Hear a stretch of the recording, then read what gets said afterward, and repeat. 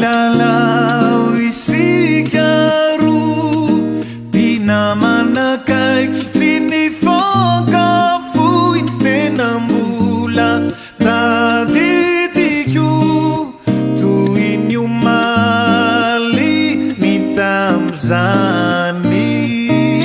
mbola tsaroky anao lay miaroay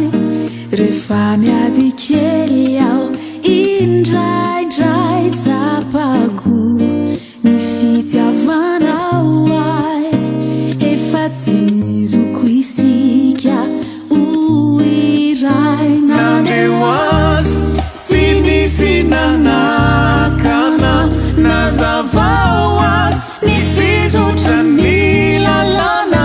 tsy vazivaz fa tena marina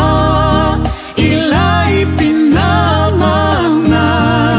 lasa mpifankaty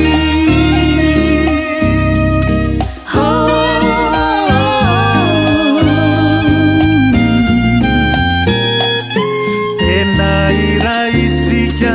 fa samity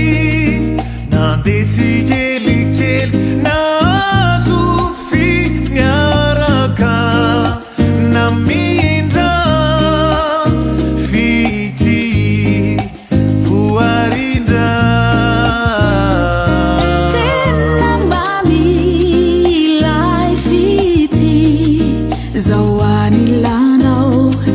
tena fitsisy azaraka aminao sambatrao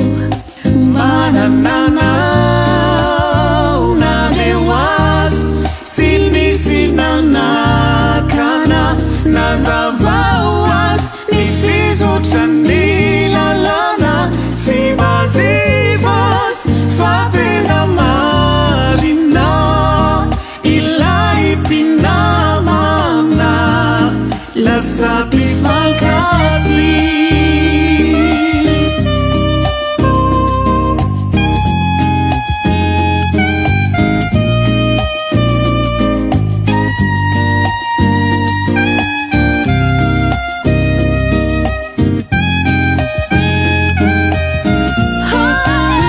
nandeo azy tsy nisy nanakana nazavao azy ny fizotra ny lalàna tsy vazivaz fa tena marina mpinamana mpifankaty nande tsisy nanakana nazavao azy ny fizotra ny lalàna tsy vazivaz fa tena marina ilay mpinamana lasa mpifankaty